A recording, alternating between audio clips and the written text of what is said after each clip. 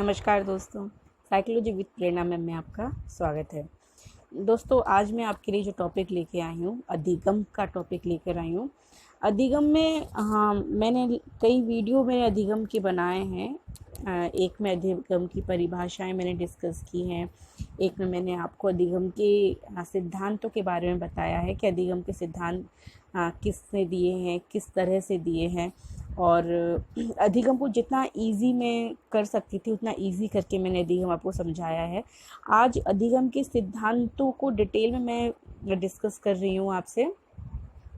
यहाँ से काफ़ी क्वेश्चंस आपके पूछे जाते हैं और अधिगम के सिद्धांत कई लोगों ने दिए हैं, जैसे थॉर्नडाइक है, आपका स्किनर आएगा, पेवलोव एक नाम आएगा।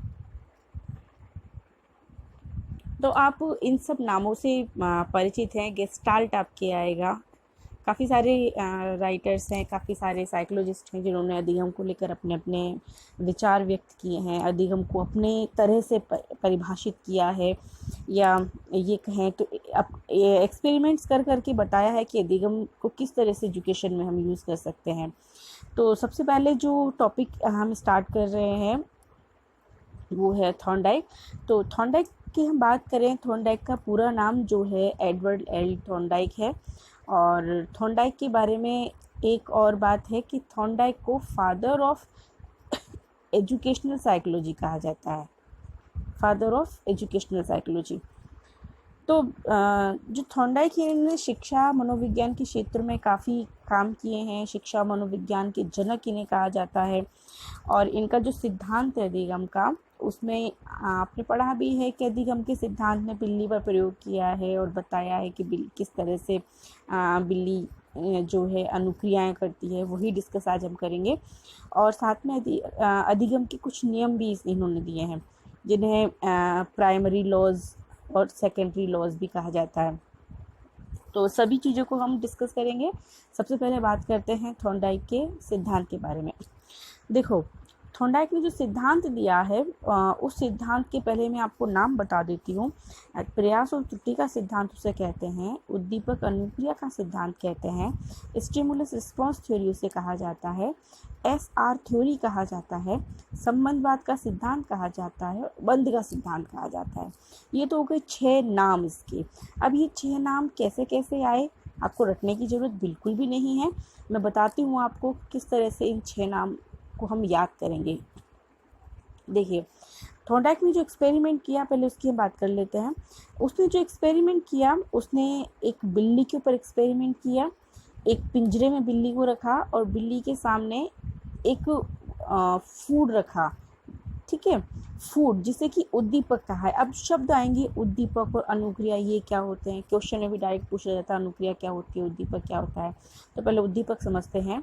थॉर्नडाइक कहता है कि हम जो भी व्यवहार करते हैं, या हम जिस की वजह से व्यवहार करते हैं, वो जो वजह है वो उद्दीपक का काम करती है हमारे लिए, ठीक है। मीन्स हमारा व्यवहार जो है वो किसी न किसी उद्दीपक पर निर्भर करता है, और उद्दीपक को देखकर किया जाने वाला व्यवहार जो है वो क्या कहलाता है, अनुक्रिया कहलाता है। तो उद्दीपक अनुक्रिया को समझ में आया होगा। अनुक्रिया को इंग्लिश में रिस्पॉन्स कहते हैं, उद्दीपक को स्टिमुलस कहा जाता है। तो आगे हम बात करें, थॉर्नडाइक एक्सपेरिमेंट में इसने एक पिंजरा लिया, पिंजरे में उसने एक बिल्ली को रखा। अब पिंजरे में क्या होता है, एक लीवर होता है जो जिसके प्रेस होने से पिंजरे का जो दरवाज़ा है वो खुल जाता है।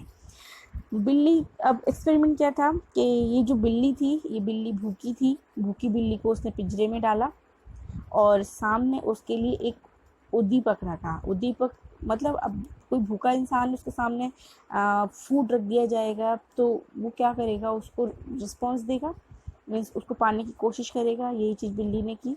अब पिंजरा बंद था, बिल्ली ने उछल कूद की और उसको बस लगा के बस मुझे मछली का टुकड़ा खाना है, मछली खानी है, तो गलती से उसे एक बारी लीवर दब गया। जैसे लीवर दबा, गेट खुला, बिल्ली ने सीधा अटैक किया इसके ऊपर। थॉर्नडाइक ने वापस से बिल्ली को उसमें डाला, बिल्ली ने वापस से उछल कूद की, लीवर दबा। मीन्स फर्स्ट टाइम जब लीवर दबाया शायद उसे इतना टाइम लगा, सेकंड टाइम उसे इतना टाइम लगा, थर्ड टाइम इतना, एक स्टेज ऐसी आई धीरे धीरे करके कि बिल्ली समझ गई कि भाई यही लीवर है जिससे कि क्या होता है, गेट खुल जाता है। तो मीन्स बार बार प्रयास किए, बार बार त्रुटियां हुई, तो क्या सिद्धांत का नाम निकल के आता है, प्रयास व त्रुटि का सिद्धांत। इसे आप एक एग्जाम्पल समझ सकते हो कि आपको एक कमरे में बंद कर दिया गया है। सपोज एक कमरे में आपको बंद कर दिया गया है, उस कमरे में इस दीवार पर एक पेंटिंग लगी हुई है और उस पेंटिंग के जस्ट नीचे, ठीक है, एक छोटा सा बटन लगा हुआ है जिसको प्रेस करते ही ये जो पेंटिंग वाला गेट है सरक जाता है और गेट ओपन हो जाता है, रूम खुल जाता है। लेकिन आपको नहीं पता।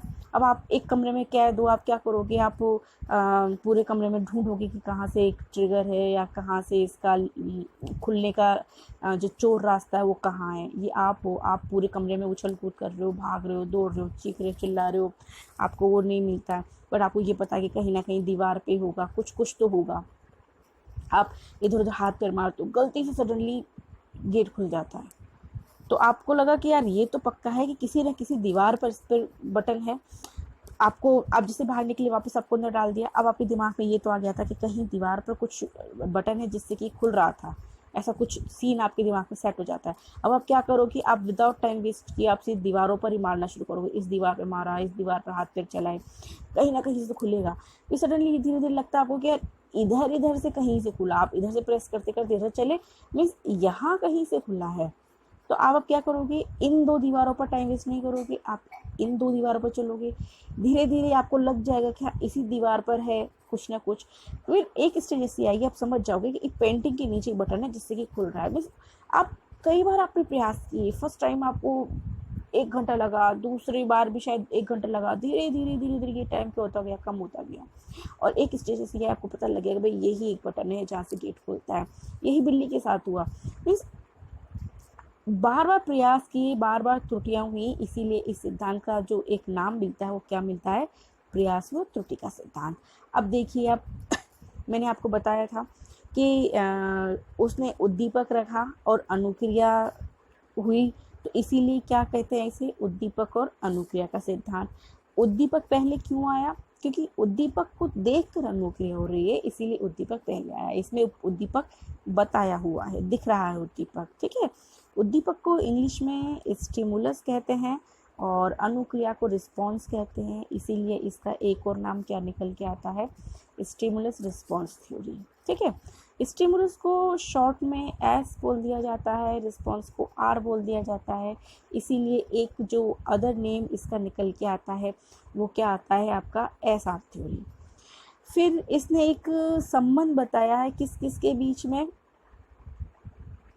संबंध किसके बीच में है, अनुक्रिया और उद्दीपक के बीच में, ठीक है। तो इसीलिए इसे क्या कहा जाता है, संबंधवाद का सिद्धांत।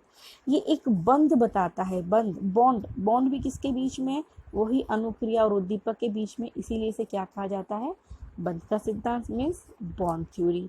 अब देखिए आपको समझ में आया होगा कि प्रयास और त्रुटि का सिद्धांत इसे क्यों कहा जाता है। बिल्ली ने बार बार प्रयास किए, बार बार त्रुटियां हुई, इसीलिए प्रयास और त्रुटि का सिद्धांत। उद्दीपक अनुक्रिया सिद्धांत क्यों कहा जाता है, क्योंकि इसमें उद्दीपक और अनुक्रिया की वो बात करता है। इसे स्टिमुलस रिस्पॉन्स थ्योरी क्यों कहा जाता है, क्योंकि उद्दीपक को इंग्लिश में स्टिमुलस कहा जाता है और अनुक्रिया को क्या कहा जाता है, रिस्पॉन्स कहा जाता है। इसे एस आर थ्योरी क्यों कहा जाता है, ये भी आपको समझ में आया होगा। एस आर थ्योरी, स्टिमुलस में से एस लिया और रिस्पॉन्स में से आर लिया। बच्चों जब हम नेक्स्ट थ्योरी पढ़ेंगे उसमें आर एस थ्योरी नाम आएगा, ठीक है। तो मैंने आपको बताया यहाँ स्टिमुलस पहले है, इसीलिए एस पहले आया हुआ है। स्टिमुलस दिखाई दे रहा है इसमें, अभी आप इतना से याद रखेंगे कि जिसमें स्टिमुलस दिखाई दे रहा है वहाँ पर एस पहले आएगा। तो थॉर्नडाइक के एक्सपेरिमेंट में आपको बिल्ली के सामने हमने बकायदा मछली का टुकड़ा रखा है, मीन्स उद्दीपक बिल्ली देख पा रही है, इसीलिए उद्दीपक पहले आया है। समझ में आया होगा आपको थॉर्नडाइक का सिद्धांत। और एक बात कि ये जो बॉक्स था, इस बॉक्स को थॉर्नडाइक ने एक नाम दिया है और वो नाम है पजल बॉक्स। ये क्वेश्चन भी पूछा गया है कि थॉर्नडाइक ने अपने एक्सपेरिमेंट में जिस बॉक्स का यूज़ किया है उस बॉक्स को क्या कहा गया है, तो उसे क्या कहा गया है, पजल बॉक्स कहा गया है। दूसरी चीज़ पूछी जाती है कि थॉर्नडाइक के एक्सपेरिमेंट में उद्दीपक क्या था, मीन्स स्टिमुलस क्या है? तो स्टिमुलस क्या है? मछली। थॉर्नडाइक के एक्सपेरिमेंट में बिल्ली जो क्रियाएं कर रही है उस क्रिया को थॉर्नडाइक ने क्या कहा है? तो थॉर्नडाइक ने उसे अनुक्रिया कहा है। और नेक्स्ट क्वेश्चन आता है कि अनुक्रियात्मक व्यवहार कौन सा व्यवहार है? तो आप क्या लगाएंगे कि अनुक्रियात्मक व्यवहार वह व्यवहार है जो किसी उद्दीपक की उपस्थिति में किया गया है, या फिर ऐसे कह सकते हैं कि उद्दीपक की उपस्थिति में किया गया व्यवहार कौन सा व्यवहार कहलाता है? अनुक्रियात्मक व्यवहार कहलाता है। अब बात करते हैं थॉर्नडाइक के लॉज के बारे में। तो थॉर्नडाइक ने कुछ प्राइमरी लॉज दिए हैं और कुछ सेकेंडरी लॉज दिए हैं। तो पहले प्राइमरी लॉज के बारे में बात कर लेते हैं। सबसे पहले आता है तत्परता का नियम। 3 नियम आते हैं प्राथमिकता के, ठीक है। सबसे पहले है तत्परता का नियम, नेक्स्ट है अभ्यास का नियम, नेक्स्ट है प्रभाव का नियम। अब तत्परता का नियम क्या कहता है ये आपको बताती हूँ मैं। तत्परता का नियम कहता है कि किसी चीज़ को सीखने के लिए अगर आप पहले से ही रेडी हैं, मीन्स आपने माइंड में कर लिया है मुझे ये चीज़ सीखनी है, तो आप बहुत जल्दी सीखते हैं उस चीज़ को, ठीक है। थॉर्नडाइक की उसमें बताती हूँ आपको, जो थॉर्नडाइक की लैंग्वेज में, कि किसी चीज़ को सीखने के लिए मानसिक रूप से तत्पर होने पर अधिगम जो है वो तीव्र गति से होता है, क्विक लर्निंग होती है। कई बार क्वेश्चन आता है कि अधिगम थॉर्नडाइक के जो प्राथमिकता के नियम हैं उनमें क्विक लर्निंग किस में होती है? क्विक लर्निंग फास्ट लर्निंग, तेजी से लर्निंग होगी, अधिगम तीव्र क्रिया से होगा। और क्यों होगा? क्योंकि आप मेंटली प्रिपेयर हो उसके लिए। जैसे कहते हैं किसी युद्ध पर आप जब जा रहे हो तो उसकी जब आप रणनीति बना लेते हो तो वो युद्ध आप आधा जीत चुके होते हो, ठीक है। क्यों? क्योंकि आप मेंटली प्रिपेयर होते हो उस चीज़ के लिए और आप बिल्कुल कॉन्फिडेंट रहते हो कि हाँ मुझे करना है ये सब। नेक्स्ट नियम है अभ्यास का नियम। अभ्यास का नियम कहता है किसी चीज़ को बार बार करने से अधिगम जो है वो स्थायी हो जाता है। जैसे एक छोटी सी डेफिनेशन, कई बार डेफिनेशन नहीं, एक कहावत बोलते हैं, करत करत अभ्यास के जड़मति हो सुजान, रस्सी आवत जात है सिल पर पड़े निशान। अभ्यास करने से, बार बार किसी चीज़ का दोहरान करने से एक पत्थर पर भी निशान पड़ जाते हैं। तो वही चीज़ यहाँ थॉर्नडाइक कह रहा है कि किसी चीज़ का बार बार प्रयास जब आप करते हो तो अधिगम जो है वो स्थायी हो जाता है, ठीक है। तत्परता के नियम में अधिगम जो है फास्ट होता है, मीन्स तेजी से होता है। अभ्यास के नियम में अधिगम स्थायी हो जाता है। प्रभाव के नियम की हम बात करें तो प्रभाव का नियम कहता है कि जब किसी चीज़ का प्रभाव आपके ऊपर सकारात्मक पड़ता है तो अधिगम की पुनरावृत्ति होती है, मीन्स आप उस अधिगम को दोबारा और अच्छे से करने की कोशिश करते हैं। प्रभाव का नियम नकारात्मक भी होता है और सकारात्मक भी। अगर नेगेटिव आपको रिस्पॉन्स मिलता है या नेगेटिव इफेक्ट आपके ऊपर आता है तो अधिगम नहीं हो पाएगा, और पॉजिटिव जब मिलता है तो अधिगम की पुनरावृत्ति होती है। इसे आप एक सिंपल से उसमें भी समझ सकते हैं, एक एग्जाम्पल के उसमें समझाती हूँ। वो एग्जाम्पल ये है, आप कोई पर्सनली न ले इसे। एक लड़की है आर, ठीक है, आर नाम की एक लड़की है। अब ये आर नाम की लड़की 25 ईयर्स ओल्ड की है। इसकी जो मदर थी, जनरली जो मदर होती हैं वो बच्चों से, अपने से जो लड़कियां हैं उनसे उम्मीद करती हैं कि भाई ये घर का काम सीख लें, घर गृहस्थी संभालें, खाना बनाना सीख लें। लेकिन आर को कोई इंटरेस्ट ही नहीं है कि भाई मैं कोई काम करूं या कुछ भी ऐसी चीज़ें करूं, किचन में जाऊं। तो मदर बोलती बेटा कर लो, तुम्हें आगे भी करना है। तो लड़की बोलती है ठीक है आगे का आगे देखेंगे। मदर बहुत परेशान, लेकिन लड़की सुनती नहीं है।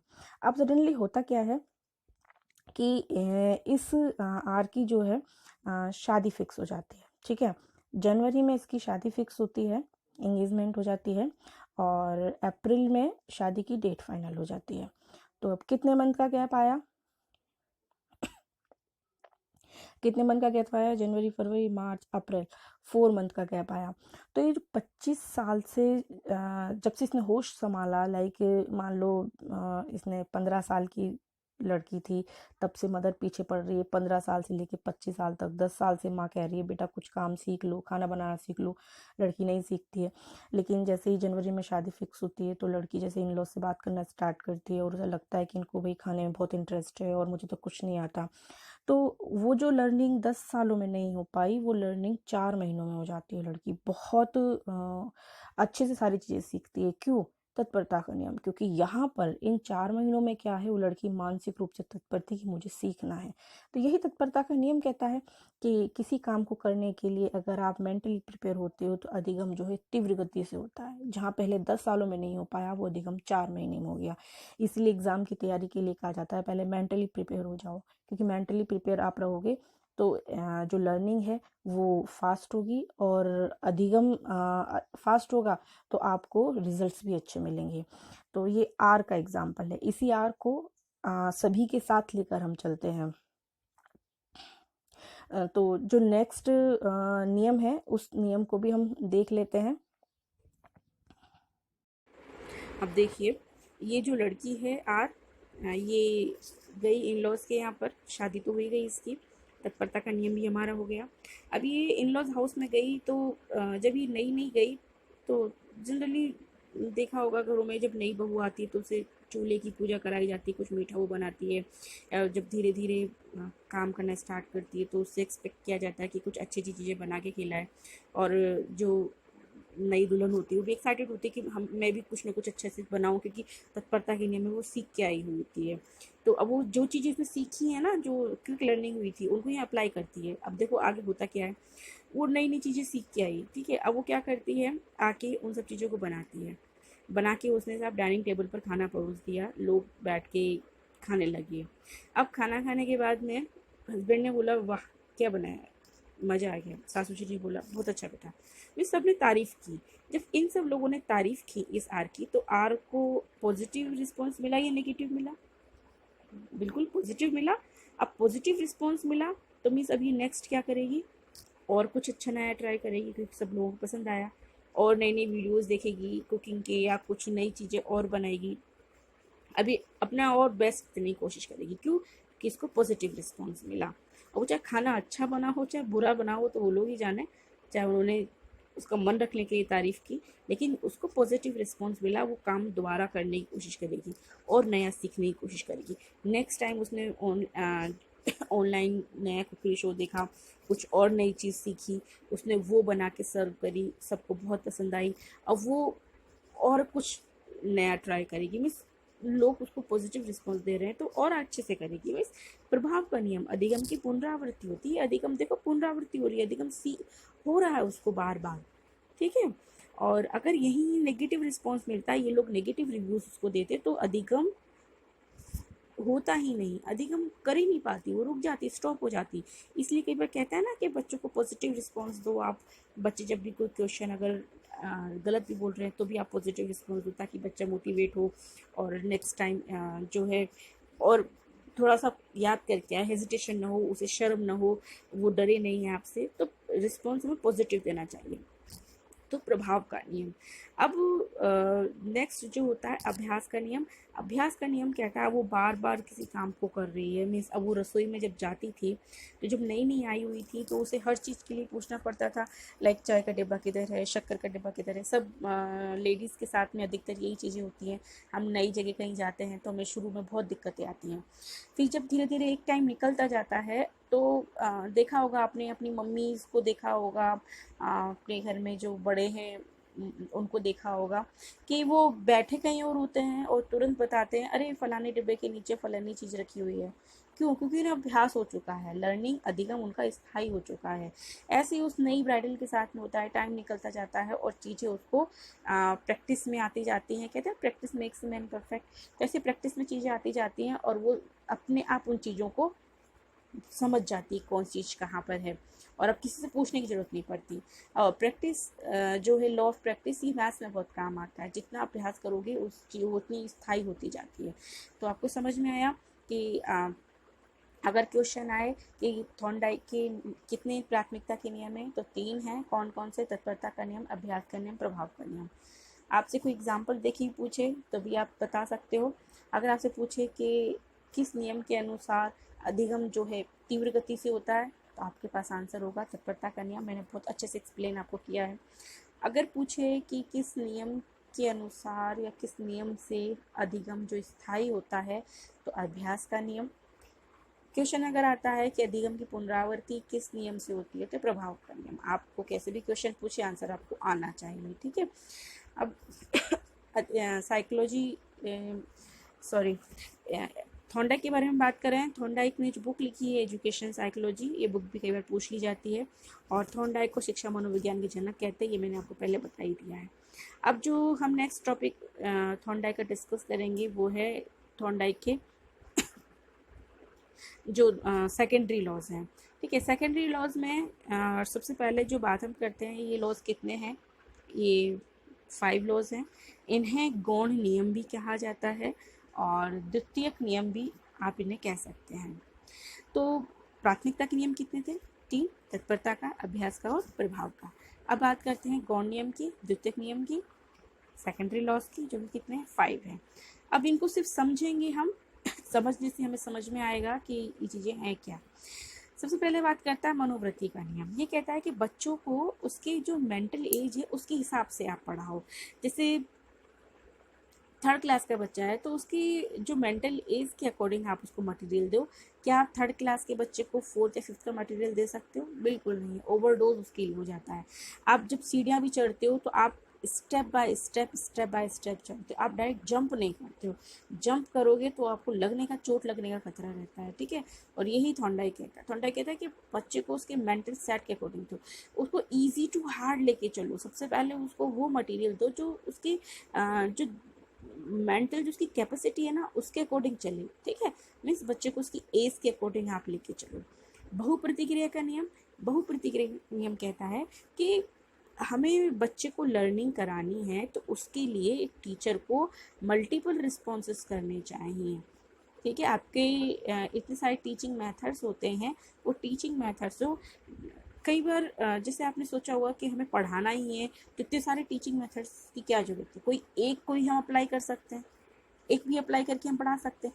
इतने सारे टीचिंग मेथड्स क्यों हैं बच्चों को पढ़ाने के लिए, एक ही सब्जेक्ट के या एक ही टॉपिक को हम इतने सारे वेज में क्यों पढ़ाएं? क्यों? लॉ ऑफ मल्टीपल रिस्पॉन्सेज, बहुप्रतिक्रिया का नियम। क्या आपको एक बच्चे को अध्ययन कराने के लिए बहुत सारी प्रतिक्रियाएं करनी पड़ेंगी? आपको समझाना है भाई उसे। बच्चा ऐसे ही नहीं समझेगा तो वैसे समझाओ, वैसे नहीं समझेगा तो ऐसे समझाओ। कैसे भी हो आपको अधिगम कराना है, बच्चे को समझाना है। जिस वे में बच्चा समझता है आपको उस तरीके से बच्चे को समझाना है, ठीक है। तो बहुप्रतिक्रिया का नियम, जैसे कि आपने देखा भी होगा, एक छोटा बच्चा होता है जब चलना स्टार्ट करता है तो जब उसको चलना सीखना है, ये सब जानते हैं चलना सीखेगा वो, लेकिन फिर भी हम मल्टीपल रिस्पॉन्सेस करते हैं। आपने देखा होगा कि पेरेंट्स क्या करते हैं, उस बच्चे को उंगली पकड़ के चलवाएंगे, या कभी उसको कोने में खड़ा कर देंगे, अपने पास बुलाएंगे, उसके लिए वॉकर लेके आ जाएंगे, उसके लिए वो ट्राईसाइकिल टाइप का एक लकड़ी का वो जो आता है इस टाइप से, 2 पहिए पीछे होते हैं, 1 पहिया आगे होता है, उस तरह की साइकिल लेके आएंगे। तो चलना सीखना ही है उसे, सब पता है, सबको पता है बच्चा एक दिन चलना सीखेगा, चाहे लेट सीखेगा। तो इतने मल्टीपल रिस्पॉन्सेस क्यों कर रहे हैं भाई? जरूरत ही नहीं है इसकी। तो ऐसा नहीं होता है, मल्टीपल रिस्पॉन्सेस करने पड़ते हैं। बच्चे को अधिगम कराना है, बच्चा पता नहीं किस तरीके से सीखेगा। हो सकता है ऐसे कोने में चलाने से बच्चा नहीं सीख रहा हो, साइकिल से सीख जाए, या साइकिल से न सीखे उंगली पकड़ के सीख जाए। वैसे मल्टीपल रिस्पॉन्सेस हमें करने हैं, तभी तो बच्चा अधिगम करेगा। उसके बाद है आंशिक क्रिया का नियम। आंशिक क्रिया का नियम कहता है कि एक सिंपल से एग्जांपल समझते हैं। आप कोई रोटी खाते हैं तो क्या आप पूरी रोटी एक साथ मुंह में रख लेते हैं? नहीं रखते हैं ना। आप क्या करते हैं, रोटी के टुकड़े छोटे छोटे टुकड़े करके खाते हैं। क्यों? ताकि पच जाए वो खाना अच्छे से, आपके स्वास्थ्य के लिए भी अच्छा होता है थोड़ा थोड़ा करके खाना। वही चीज़ आंशिक क्रिया का नियम कहता है। ये कहता है कि थोड़ा थोड़ा मटेरियल चलो, अंश से कहाँ चलो, पूर्ण की ओर, ठीक है। मीन्स हर चीज को छोटा छोटा करके बच्चों को दो, उसके बाद में पूर्णता की ओर उनको लेकर चलो। आंशिक क्रिया का नियम। सादृश्यता का नियम कहता है, लॉ ऑफ एनालॉजी, कि आप सादृश्यता के नियम में जैसे आपने पहले देखा, आपने एक टॉपिक पढ़ा होगा रीजनिंग में एनालॉजी का, सादृश्यता का, जिसमें लिखा होता है कि शेर मांस, बकरी डैश डैश। शेर मांस खाता है तो बकरी क्या खाएगी? यही इसको देख के आप क्या लगाएंगे? बकरी क्या खाएगी? पानी पिएगी? क्या खाएगी? रोटी खाएगी? बकरी घास खाएगी? जो भी इसका आंसर है आप लगा सकते हो कि इसने खाने से रिलेटेड कुछ चीज़ पूछी है।